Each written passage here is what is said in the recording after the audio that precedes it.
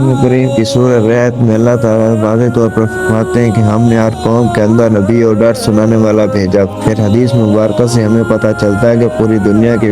ہر ایک قوم اور ہر ایک جگہ انسانیت جہاں آباد تھی 1,24,000 پیغمبر بھیجے گئے، لیکن نام سے ذکر صرف اور صرف 25 پیغمبروں کا ہے، کیونکہ اگر ان سب کے نام زندگی اور قوم کے حالات بیان ہوتے تو یہ قرآن کریم ہدایت و عبرت کی کتاب کے بجائے تاریخ کی کتاب زیادہ معلوم ہو، اس لیے ان کا ذکر کرنا ضروری نہیں تھا۔ مگر آج ہندو مذہب کے ماننے والے لوگوں کا یہ دعویٰ ہے کہ ان کا ہندو مذہب مسلمانوں کی تاریخ سے بھی ہزاروں سال پرانا ہے، اور نہ ہی ہندوستان کی سرزمین پر کوئی نبی بھیجا گیا۔ ان کے پاس بھی قرآن مجید ہی کی طرح بھگوان کی طرف سے بھیجی ہوئی کتاب ویداس کی صورت میں موجود ہے، جس میں کسی بھی پیغمبر کا کوئی ذکر موجود نہیں، جبکہ سورۃ الانبیاء آیت 107 کے اندر اللہ فرماتے ہیں کہ ہم نے آپ کو تمام جہانوں کے لیے یعنی قیامت تک انسانوں کے لیے ہدایت بنا کر بھیجا، جس کا مطلب کہ اس میں ہندوستان کی سرزمین بھی شامل ہے۔ تو پھر ہندو مذہب کے ماننے والے اس کا انکار کیوں کرتے ہیں؟ زمین کتابوں میں کیسے موجود ہے؟ نوح علیہ السلام اور ان کی کشتی کا ذکر کیسے بیان ہوا ہے؟ حضرت عیسیٰ علیہ السلام کی واپسی کا ذکر کیسے بیان ہوا ہے؟ ایک اللہ کی عبادت کیوں کہا گیا ہے؟ اگر یہ واقعی اس قوم کے اندر ہدایت کے لیے آنے والے کسی نبی کی تعلیمات ہیں جنہیں وقت کے ساتھ بگاڑ دیا گیا، وہ کون سے پیغمبر ہیں؟ یعنی سوال یہ ہے کہ یہ ہندو کس نبی کی امت ہے؟ آئے ان سوالات کا جواب طریق سے جاننے کی کوشش کرتے ہیں اور ایسے حقائق جانتے ہیں جو تمام ہندو پنڈت، اسکالر اور تاریخ دان آج تک دنیا سے چھپاتے ہیں۔ ہندو مذہب کے ماننے والوں کا یہ دعویٰ ہے کہ یہ دنیا کا سب سے قدیم ترین مذہب ہے، اتنا قدیم کہ جب اسلام یا مسلمان لفظ کا وجود تک ہی موجود نہیں تھا، جو کہ صحیح بھی ہے، کیونکہ کفر و شرک کی ابتدا اسی دن سے ہو گئی تھی جب حضرت آدم علیہ السلام کے بیٹے قابیل نے حابیل کو قتل کر دیا اور ان سے الگ ہو کر کفر و شرک کے اندر مبتلا ہو گیا۔ حضرت ابراہیم علیہ السلام کی قوم بھی بت پرست تھی، حضرت موسیٰ علیہ السلام کی قوم نے بھی ایک وقت پر سونے کے بچھڑ کی عبادت شروع کر دی، جس سے یہ معلوم ہوتا ہے کہ بت پرستی جو دنیا کے پہلے انسان حضرت آدم علیہ السلام کی نافرمان اولاد کے وقت سے آج تک موجود ہے، مگر اس کا تعلق کسی مذہب سے نہیں بلکہ گمراہی سے ہے جو کہ شیطان ان سے کرواتا رہا۔ آج تک ہندوستان کی سرزمین کا تعلق ہے تو یہاں پر ان لوگوں کی ہدایت کے لیے یقیناً کئی پیغمبر بھیجے گئے جن کے کچھ تعلیمات تو آج بھی صحیح حالت میں موجود ہیں، مگر زیادہ تر کو بگاڑ کر اسی کی وجہ سے بت پرستی اور گمراہی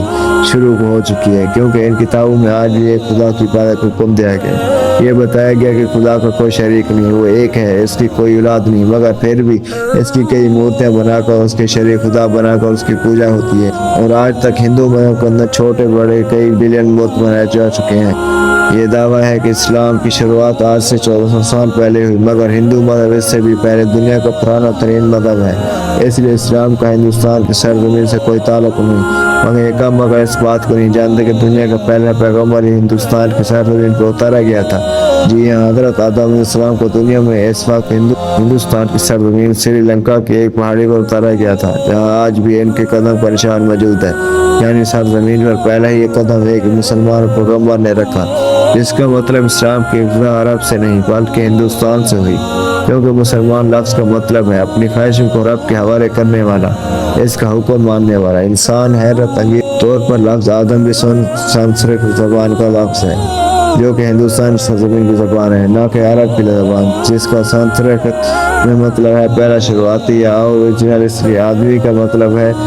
آدم علیہ السلام کو اولاد، جنہیں قدیم سنسکرت کی کتابوں کے اندر سمبھا منو کہا کر پکارا گیا ہے۔ اگر ہندو کسی طرح سے ان کے وجود کا انکار کرنے کی کوشش کریں تو ایسا بالکل ناممکن ہے، کیونکہ ان کی مقدس کتاب ریگ وید اور ویش پرانے میں آدم علیہ السلام کی تخلیق، فرشتوں کا انہیں سجدہ کرنا، آدم علیہ السلام سے حضرت حوا علیہ السلام کی تخلیق، شیطان کا ان دونوں کو بہکا کر جنت سے نکلوانا اور پھر زمین پر اتارنے کا ذکر واضح طور پر موجود ہے۔ پرویش پرانا چیپٹر 42:7 کے اندر یہ تمام واقعات بیان ہے، بالکل ایسی جیسے قرآن پاک کی سورۃ بقرہ اور انجیل مقدس میں بھی لکھا ہے کہ خدا نے آدم علیہ السلام کے جسم کو دو حصوں میں تقسیم کیا، ایک کو سمبھا منو یعنی آدم اور دوسرے کو جنہیں مسلمان حضرت بی بی حوا علیہ السلام کے نام سے جانتے ہیں۔ اس کا مطلب اگر ان تینوں دنیا کی سب سے بڑی نایاب کتابوں کے اندر ایک جیسے چیزیں موجود ہیں، سورس بھی ایک ہی ہونا چاہیے، تو ان کا یہ خدا سری لنکا کی سرزمین سے ہندوستان کی سرزمین کو جوڑنے کے لیے قدیم ترین قدرتی پل آج بھی ہزاروں سال سے پانی کے درمیان موجود ہے، جس کا بنانا کوئی اتفاق نہیں۔ اس کے بعد سب سے اہم سوال یہ ہے کہ اس ہندو سرزمین پر جس پیغمبر کو بھیجا گیا ہوگا کہ اس کے بارے میں ہمیں تاریخ میں کوئی شواہد یا ثبوت ملتے ہیں۔ سب سے پہلی بات یہ ہے کہ ہندو نام کا کوئی مذہب تاریخ کے اندر کہیں پر موجود ہی نہیں، اور نہ ہی ہندو مذہبی کتابوں میں اور نہ ہی کوئی اور آسمانی کتاب مثلاً تورات، زبور، انجیل کے اندر اس کا کوئی ذکر موجود نہیں، بلکہ دریائے سندھ کے پاس رہنے والے سندھو ندی کے قریب رہنے والے لوگ اپنے علاقے کے نسبت کی وجہ سے نام کو بگاڑ کر ہندو کہلائے جانے لگے، جبکہ اصل میں ان کا یہ مذہب سنسکرت زبان کے اندر ہندو نام سے نہیں سنا تھا۔ دھرم کے نام سے تاریخ میں موجود، جس کا عربی میں مطلب ہے مذہب پر قائم رہنے والا، اس کا بالکل ایسا ہی مطلب قرآن کریم کی سورہ روم کے اندر بھی موجود ہے، جہاں پر اسلام کو ہمیشہ باقی رہنے والا دین کہا گیا ہے، یعنی سناتن کا مطلب ہی مذہب اسلام ہے۔ تاریخ کے حوالے اور مضبوط دلائل سے یہ پتہ چلتا ہے کہ یہ وید کی کسی اور پیغمبر پر نہیں بلکہ آدم ثانی یعنی حضرت نوح علیہ السلام پر اتارا گئے، جس میں انہیں نوح کہا گیا۔ ویدوں میں پیغمبر اور عظیم شخصیات کے لیے منو کا لفظ کہا گیا، یعنی نوح علیہ السلام کو بڑے سیلاب والا منو کہا کر بیان کیا گیا، اور ان کی کشتی سے لے کر سیلاب تک کا تمام تر واقعہ تفصیل سے موجود ہے،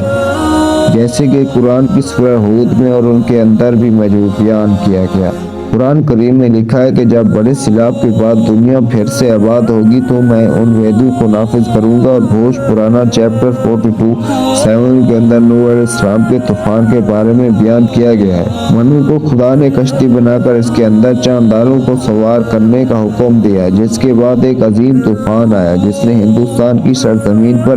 زندگی کو ختم کر دیا۔ لفظ نوح سنسکرت زبان کے اندر بھی موجود ہے، جس کا مطلب ہے کشتی والا، وہی مطلب جو کہ عربی زبان کے اندر ہے۔ اس دوران یہ داس فیچر کے بارے میں بیان کر رہی ہے کہ کیسے ایک بڑا طوفان آنے والا ہے اور کیسے ایک بار پھر انسانیت کی شروعات ہوگی۔ فرانس کے ایک رائٹر AJA کو 40 سال تک پڑھا اور بتایا کہ طوفان نوح کے بعد ہندوستان کی سرزمین ایک صحرا کی طرح تھی جیسے آباد کیا گیا، اور خود بیداس بھی بار بار نوح علیہ السلام کو مخاطب کر کے ان واقعات کو بیان کر رہی ہے، جس کا مطلب ہے کہ ہندوستان کی سرزمین اور نوح علیہ السلام کے درمیان ایک تعلق موجود ہے۔ جن بادرس کو نافذ کرنے کا بیان کیا گیا ہے وہ حضرت نوح علیہ السلام کی تعلیمات تھی۔ اس طوفان کے بعد ہندو سرزمین پر ان کے ایک بیٹے کی نسل سے آگے پھیلنا شروع ہوئی۔ اس کے بعد اس قوم نے گمراہ ہو کر بت پرستی کرنا شروع کر دی، کیونکہ تاریخ کے حوالوں سے ہمیں یہ پتہ چلتا ہے کہ نوح علیہ السلام کی قوم کے جیسے دیوی دیوتوں کی پوجا کرنے کا تصور دنیا میں کہیں اور موجود نہیں تھا۔ قرآن کریم میں نوح علیہ السلام کی قوم کو صابی کہا گیا ہے، جو کہ عراق کی سرزمین کو کہتے ہیں، جہاں پر صرف حضرت ابراہیم علیہ السلام پیدا ہوئے، جن کی قوم یہی مشرک تھی، جنہوں نے نوح علیہ السلام اور ان کے درمیان آنے والے تمام انبیاء کی تعلیمات کو یا تو بدل دیا تھا یا پھر بھلا دیا تھا، اور انہی کی پوجا کرتے تھے۔ اس کے علاوہ یہ فرشتوں کی عبادت کیا کرتے تھے، اس لیے خدا کے ساتھ ساتھ فرشتوں کی مورتیاں بھی بنا کر انہیں بھی خدا کا درجہ دینا شروع کر دیا، بلکہ ایسے ہی جیسے ہر بڑے کام پر اللہ نے فرشتے مقرر کیے ہیں اور وہ ہر بڑے کام پر اللہ کی طرف سے پابند ہے، اس طرح ان لوگوں نے ہر کام کروانے کے لیے ایک الگ الگ خدا مورتیوں کی طرح ہمیں بنا دیا۔ یہ لوگ ستاروں اور آگ کے بھی پجاری تھے، اس لیے آج بھی ہندو قوم ستاروں کے علم کے اندر اتنا یقین رکھتی ہے، اور آگ بھی بت پرستی کرتے ہیں۔ اس مقدس جانتے ہیں کہ مگر سب سے اہم سوال یہ ہے کہ یہ سب جان کر بھی اور اپنی کتابوں کے اندر واضح طور پر ایک خدا اور پیغمبروں کی تعلیمات کو واضح طور پر دیکھ کر ہندو قوم اس کا انکار کیوں نہیں مانتے کہ اللہ کے وعدے کے مطابق ان کی قوم کے اندر بھی اللہ کا پیغمبر اتارا گیا، انہیں بھی ڈر سنایا گیا۔ اس بات کو سمجھنے کے لیے آپ کو صحیح بخاری کی ایک حدیث مبارکہ کے بارے میں جاننا ہوگا، کیونکہ حضرت ابو سعید خدری رضی اللہ عنہ سے روایت ہے کہ رسول کریم صلی اللہ علیہ وسلم نے فرمایا کہ قیامت کے دن حضرت نوح علیہ السلام اور ان کی قوم کو بلایا جائے گا، اور اللہ تعالیٰ نوح علیہ السلام سے یہ سوال کریں گے کیا آپ نے اپنی قوم تک میرا پیغام پہنچایا تھا؟ حضرت نوح علیہ السلام فرمائیں گے کہ بے شک میرے مالک ہے۔ اس کے بعد نوح علیہ السلام کی قوم سے پوچھا جائے گا کیا نوح علیہ السلام نے میرا حکم تم تک پہنچا دیا تھا؟ یہ لوگ انکار کریں گے، ہمارے پاس کوئی بھی ڈر سنانے والا نہیں آیا، ہمیں آپ کا کوئی پیغام نہیں سنایا۔ اللہ تعالیٰ نوح علیہ السلام سے فرمائیں گے کہ آپ کا گواہ کون ہے؟ وہ فرمائیں گے کہ حضرت محمد صلی اللہ علیہ وسلم ان کی امت۔ پھر تم لوگوں کو پیش کیا جائے گا اور تم لوگ گواہی دینا کہ نوح علیہ السلام نے اپنے پیغام یا اللہ کا پیغام پہنچا دیا تھا۔ جس کے بعد نبی کریم صلی اللہ علیہ وسلم سورہ بقرہ کی آیات 133 پڑھی۔ اس طرح سے ہم نے تمہیں امت وسط بنایا، یعنی درمیانی امت بنا دیا تاکہ تم لوگوں پر گواہ رہو اور رسول تم پر گواہ رہے، جس سے یہ ثابت ہوا کہ ہندو قوم کبھی اپنے نبی نوح علیہ السلام کی تعلیمات یا کسی اور پیغمبر کو تسلیم نہیں کریں گے، اور ہندوستان کی سرزمین کا اصل مذہب اسلام ہی ہے جو کہ بگاڑ کی وجہ سے اپنی اصل شکل کھو چکا ہے۔ آج یہ ہماری ذمہ داری ہے کہ ہم ان لوگوں تک اللہ کا پیغام صحیح حالت میں پہنچائیں، کیونکہ ہمارے رسول صلی اللہ علیہ وسلم کو تمام جہان کے لیے رحمت بنا کر اور ڈر سنانے والا بنا کر بھیجا گیا۔ اب قیامت تک چونکہ کسی رسول و پیغمبر نہیں آنا، اس لیے یہ کام امت مسلمہ کے ذمہ ہے، جس سے قیامت کے روز اس بارے میں سوال کیا جائے گا۔